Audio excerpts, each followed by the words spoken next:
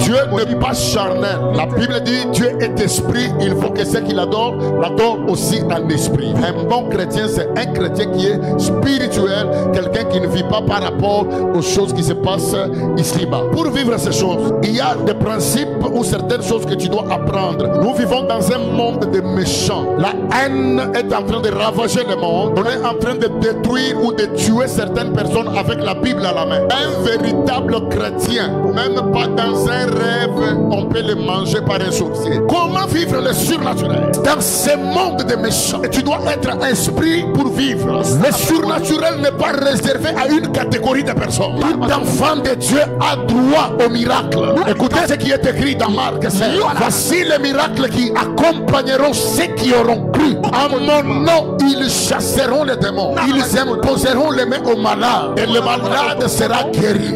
Je lève ma main droite ce soir. Je dis que l'onction du Saint-Esprit te donne aussi des capacités. Que les démons puissent trembler devant toi. Que les maladies tremblent devant toi. Je suis en train de communiquer quelque chose à ton esprit. En réalité, dans l'homme, c'est l'esprit. Ton esprit va recevoir quelque chose que tu n'avais jamais pensé. Sois spirituel. Ne t'habitue jamais avec les choses que nous faisons ici. L'onction que nous allons libérer sur toi ce soir. Tout celui que Dieu avait prévu sur ton chemin pour te bénir, même s'il était loin, l'onction va les rapprocher de toi. Je déclare sur cette terre des hommes, pendant cette période, je lève ma main droite, je décrète et je déclare, tout homme, toute femme que Dieu avait déjà prévu pour ta bénédiction, l'esprit organise des rencontres surnaturelles afin que tu puisses aussi témoigner. Une porte s'ouvre devant toi. Un frère me dit, pasteur, regarde seulement moi ici. Les gens me traitent pour un vaurien. Mais quelqu'un m'a regardé, il m'appelle, il me dit, je vais t'aider. Donne-moi ton dossier, je vais t'engager. On l'appelle, il signe des documents. Ne prenez jamais ce que nous faisons ici comme de la blague.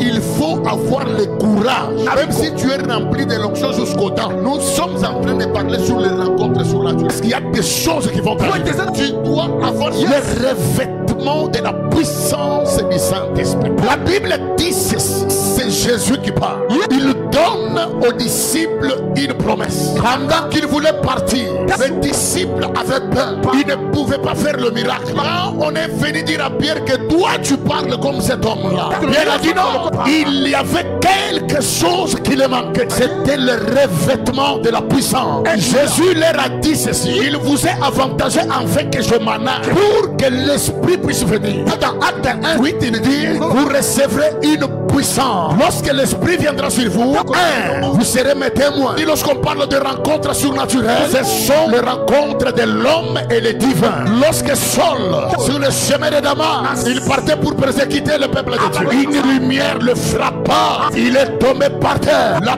puissance de Dieu a l'unique capacité d'enlever aussi même la peur. Dans Acte chapitre 2, la Bible dit, lorsque le Saint-Esprit était descendu sur eux, Pierre est sorti dehors, il a commencé à parler. Plus de 3000 personnes se sont converties. Comment Pierre, il avait peur de répondre à une seule personne, mais après l'effusion du Saint-Esprit, Pierre est sorti dehors. Il a commencé à prêcher Jésus. C'est lui que vous avez crucifié, chassé, humilié. C'est Jésus de Nazareth. C'est celui-là que nous vous prêchons. Croyez en lui, vous serez sauvés. Plus de 3000 personnes se sont converties. Même dans le ministère, il y a certains prédicateurs, dans leur vie normale, ils grandissaient chez eux. Ce sont des garçons qui étaient très mous. Mais aujourd'hui, Dieu a fait des grands prédicateurs. Quand ils prêchent devant la chair, tu ne peux pas croire que c'est celui-là qui ne parle pas. Ce n'est pas lui qui parle. Il y a une force qui est venue sur lui pour la transformer. Nous voulons vivre le surnaturel. Le miracle ne doit pas être pour le pasteur,